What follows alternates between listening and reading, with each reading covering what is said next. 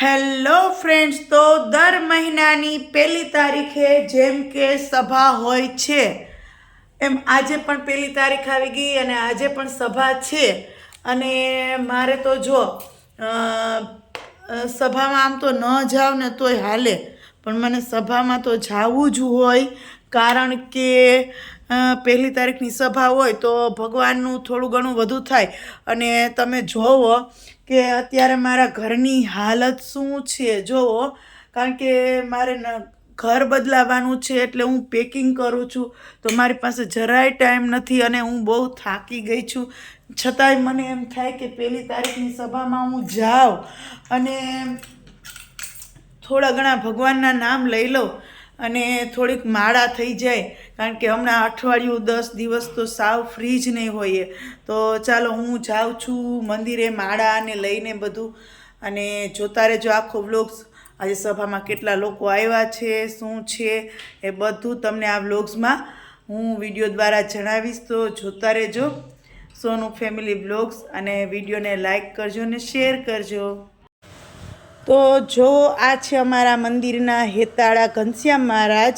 અને અમારું ટીંબાવાડી મહિલા મંદિરમાં દર મહિનાની પહેલી તારીખે માસિક સભા હોય છે.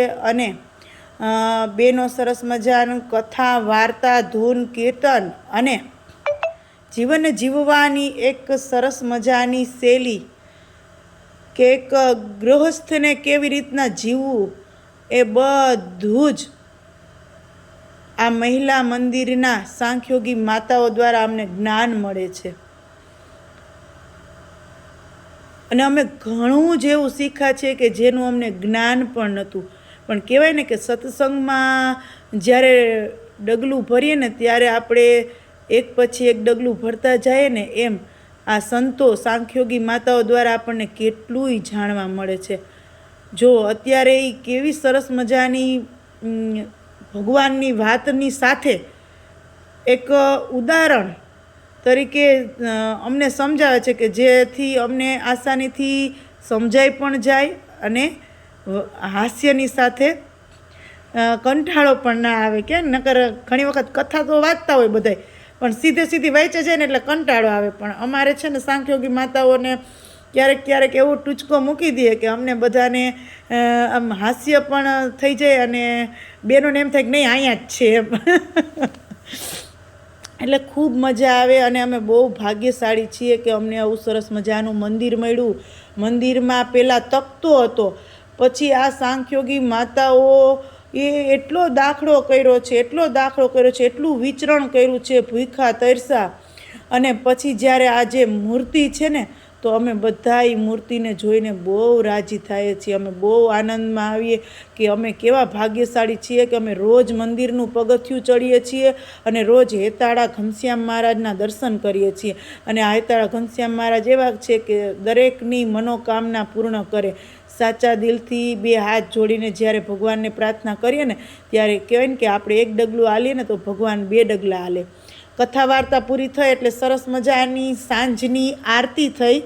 અમારા સાંખ્યોગી માતાઓ દ્વારા સાંજની આરતી રોજ થાય છે. જય સદગુરુ સ્વામી પ્રભુ, જય સદગુરુ સ્વામી સહજાનંદ દયાળુ બળવંત બહુનામી. એ સરસ મજાની આરતી થઈ જાય એટલે બધાને અહીંયા બેઠા છે એ બધાને પ્રસાદ લઈને જ જવાનું હોય છે. દર મહિનાની પહેલી તારીખે બહેનો કહે જ છે કે પ્રસાદ લઈને જ જાજો, જેટલા બહેનો હોય એટલા, જેટલા એવા હોય એટલા. એટલે આજે છે ને થોડીક સંખ્યા ઓછી છે, કારણ કે ઝાંઝા રોડે જે મંદિર છે ને ત્યાં સમયો ચાલુ થયો છે એટલે ત્યાં બધાય છે. એટલે અત્યારે જો ભગવાનને ધરેલી પ્રસાદી આ લઈ લેશું, પછી નીચે પ્રસાદી. તો આજે પ્રસાદીમાં શું છે? તો આજ તો બહુ મસ્ત છે. સરસ મજાની અમારા ભાનુબેનના હાથની બનાવેલી કઢી, ખીચડી અને લાપસી અને સરસ મજાની મીઠી છાશ. દર વખતે સમયામાં અમારે ભાનુબેન આ રસોઈની સેવા કરે છે અને એની હાથની રસોઈ પણ બહુ સરસ બને છે. તો આમ અમારી પહેલી તારીખની સભા બહુ સરસ, બહુ આનંદમાં જાય છે અને બધા જ હરિભક્ત બહેનો પ્રસાદ પણ લે છે. તો બધાને ભાવથી જય સ્વામિનારાયણ, જય સ્વામી.